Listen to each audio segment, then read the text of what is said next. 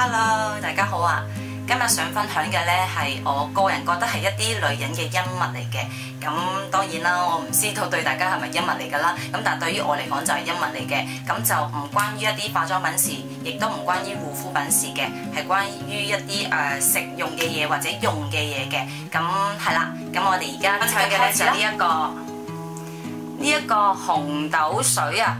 千 Q 好手藝嘅紅豆水，如果大家喺夏天嘅時候有留意我 Facebook 嘅話咧，應該都有見我分享過幾次㗎啦。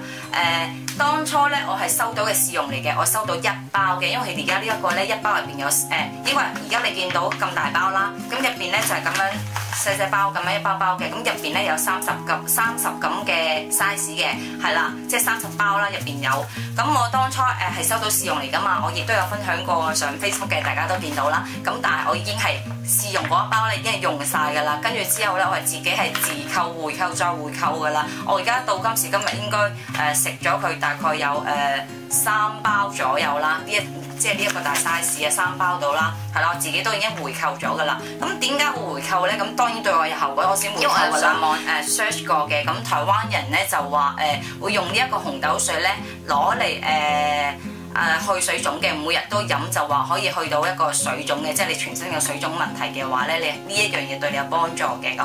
但係水腫呢一個問題咧，我就唔係太過試到嘅，因為我冇水腫問題啊。咁但係我上網 check 咧就話好多台灣妹咧都係用呢一個飲呢一個啦，每日飲呢一個紅豆水咧可以有助呢一個去水腫嘅。咁呢一個大家就自己試下啦。因為我點解我會水腫買佢咧？即係自己收完試用之後用完食完之後好用又會再買翻佢咧。主要原因咧，佢對我一個 M 痛好有幫助。咁點解咧？因為佢都話啦，入邊講到明咧，就話你食呢一個紅豆水啦，飲呢個紅豆水咧有一個舒緩呢一個 M 痛嘅，可以幫你調。咁其實個問題嘅咧，不嬲咧M 係啦，嚟 M 呢一個問題咧，不嬲都唔係咁準時嘅，亦都係仲有一個問題就係嚟親都係好肚痛，好肚痛嘅。因為咧我通常嚟 M 嘅話咧，頭3日到啦，通常係可以痛到咧係落唔到床咁滯嘅啦，即係完全唔想落床，因為好痛。我係一定要必食呢一個止痛藥先得嘅，我未試過係唔可以唔食止痛藥可以幫我解過，即係幫我經過點講咧？幫我即係未試過唔食止痛藥可以過到一個M 痛嘅時間咯。咁所以不嬲都係一定要食止痛藥，所以大家係諗到我係肚痛，即係 M 痛嘅時候咧係痛得幾誇張。喺夏天嘅時候我都唔記得咗幾多月啦。總之幾個月前嘅時候啦，咁收到呢一包嘢嘅時候咧，我見到佢哇可以調理呢一個經痛問題喎，咁跟住之後我咪即刻啦狂飲啦咁。開頭咧我就飲咗佢大概20日左右嘅時候啦，我有 keep 住真係乖乖日日去飲嘅，飲咗佢20日左右嘅時候咧就嚟 M 啦，跟住嚟 M 嘅時候咧好神奇喎！竟然係冇咁痛咯。點解冇咁痛法咧？就係通常我頭3日係痛到黐線噶嘛，跟住之後咧打後嗰3、4日咧就會冇咁痛嘅咁。即係如果我以前啊就係咁樣嘅，但係自從飲咗佢第一次飲咗佢20日之後 M 痛嘅時候咧，第一日當然都係痛嘅，但係冇我平時痛到係唔想落床嗰種咯。但我第一日已經可以OK 嘅，即係都係痛，但係會落床嘅，唔會話痛到真係落唔到床啦。以前我真係嗰種感覺㗎咁，所以我覺得佢對我好有效果咯。跟住之後好啦，咁我見到佢對於我食完20日之後食完20日之後啦，再嚟 M 嘅時候已經有明顯嘅效果啊嘛。咁我就 keep 住食晒佢啦。咁食咗20日之後得返10包啫嘛，之後再食埋嗰10包之後我就自己去買啦。買完之後食完再下一個月嚟 M 嘅時候，突然之間好準時嚟 M， 因為我平時都唔準時嘅，通常我都係遲多過早嘅，即係可能有時最基本多數都係遲1個禮拜或者至到10日嘅，我通常係唔準時嘅咁。係啦，咁突然之間咧，到下一個月嚟 M 嘅時候咧，佢好準時嚟 M 喎，係啦，好準時嚟 M 啦。跟住之後仲有喎，到第2次嘅嚟 M 嘅時候，我嘅痛楚又係減輕咗咯喎，又係冇痛得咁犀利咯。即係當然都係嗰句，佢冇話完全唔痛，因為我係痛得好勁嗰啲人嚟嘅。咁但係食咗佢之後係冇咁痛咯，起碼我真係嚟 M 當日頭2、3日咧，我已經係可以落到街，唔使話真係匿埋屋企攬住個肚過人咁樣咯，過生活咁樣咯，係啦。咁所以我覺得佢係對於我呢一個經痛呢一個問題好有幫助。呢個其一。第二咧就係對於我呢一個嚟 M 嘅時間突然之間係準時咗。當然啦，我平時係遲7至10日左右噶嘛，咁但係佢而家可能就係1、2日左右亞灣嗰個時間咧就會嚟㗎啦。咁所以我覺得佢對於我係超級有將呢一個介紹咗俾我2個女性嘅朋友啦，咁俾咗佢哋食嘅，咁即係介紹俾佢哋食啦。佢哋食完之後都話咧有呢一個幫助嘅，但係佢冇我咁明顯咯，因為佢係。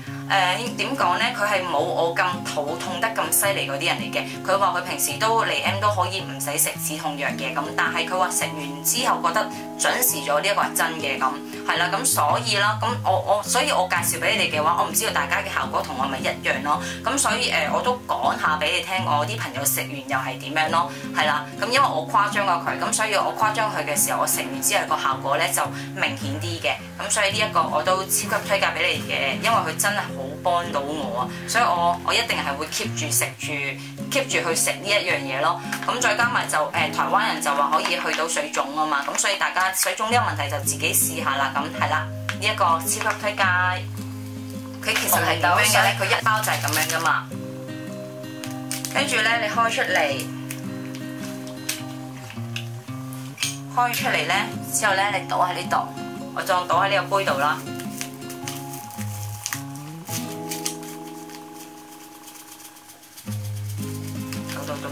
倒完出嚟咧，大家睇下係咁嘅一個紅色嘅粉咁啦，係啦。跟住之後咧，你係就咁沖水飲嘅，咁你可以就咁沖水飲啦。跟住之後，同埋你可以加落嗰啲例如奶茶、咖啡啊，跟住或者你凍檸水啊、凍檸茶啊。如果大家有睇開我 Facebook 嘅話，都有見到啦。我有加落啲凍檸水，又有加落凍檸茶去飲嘅，因為佢可以加嘅。咁就算你飲豆漿嘅，你可以加落豆漿嗰度嘅。咁如果你係普通咁咧，你係可以齋溝水飲嘅。咁但係我試過啦，我齋溝水飲咧係唔好味嘅。當你而家咧你溝落去嘅時候，去聞嘅時候咧，你會覺得係聞到紅豆嘅味道嘅。但係你溝咗水之後去飲咧，唔知點解咧飲落咧就唔係難入口嘅。但係你會諗下咯，一個冇甜味嘅紅豆水，睇下你中唔中意飲咯。我就覺得一個冇甜味嘅紅豆水飲落去就怪怪地咯。佢係紅豆味㗎，咁但係一個冇甜味嘅紅豆水飲落去就怪怪地咯。咁所以咧我就好少齋溝清水去飲嘅。咁我通常咧就會咁。如果大家見到，因為我唔係溝咁細杯嘅，咁大家如果我係有咁樣去溝嘅，即係用呢啲咁嘅樽啦，咁即係一包嘅份量倒落去啦。咁通常咧就喺個杯度倒咗先嘅。我溝咗而家咁樣啦，溝咗杯，跟住咧就加一個暖水落去嘅，跟住之後咧就用呢啲咁嘅羹啦，咁就去攪啦，攪到佢勻晒之後啦，我就會再滗一羹，類似都係呢啲咁嘅羹啦，好細嘅羹嘅，滗一羹呢一個蜂蜜係啦，溝呢一個蜂蜜，一羹蜂蜜溝落去之後再攪完之後咧就再成杯溝凍水啦，就成杯倒落呢度，倒到咁大支咁樣咧就帶喺手袋度啦。咁即係如果你出街翻工嘅話咧，咪帶去翻工飲咯，帶喺手袋度咯。咁就算我喺屋企都好啦，我都係溝咁大杯咧咁樣去飲嘅，咁就係一杯咁嘅份量嘅，係啦。唔會咁細杯嘅，溝大杯啲冇所謂嘅。咁你話如果你唔想咁大杯嘅，咁一半都 OK 嘅。咁份量係自己去就嘅，冇乜所謂嘅。咁總之就每日1包至2包到啦。咁我覺得簡單嘛。就算如果你唔溝蜂蜜嘅話，其實冇所謂㗎。你溝你啲平時啲嘢飲都 OK 嘅。喺屋企溝水，再加呢一個蜂蜜落去嘅。咁飲落去咧就有少少蜂蜜味，即係甜甜地，又帶少少紅豆嘅味道咁樣咯，咁就唔會覺得怪怪地咯。如果你唔溝啲嘢落去嘅話咧，你會覺得一個冇味嘅紅豆味飲落去怪怪地嘅，咁所以我就覺得我中意溝呢一個蜂蜜去飲嘅，咁係啦，或者溝呢一個紅豆水啦，唔係我講咩咧？或者溝呢一個凍檸水或者凍檸茶啦，咁我最經常就係溝係啦凍檸水或者凍檸茶同埋溝呢一個蜂蜜嘅，係啦就係呢3樣咯。咁所以佢嘅方法其實好簡單嘅，你冇乜所謂嘅，其實就係啦。咁所以呢一樣嘢好推介俾大家嘅，大家自己考慮下啦。因為對於我嚟講好有效果，咁所以我先分享俾大家嘅。今日就講到呢度先啦，我希望大家中意我嘅分享啦。咁好啦，我哋下次見啦，拜拜。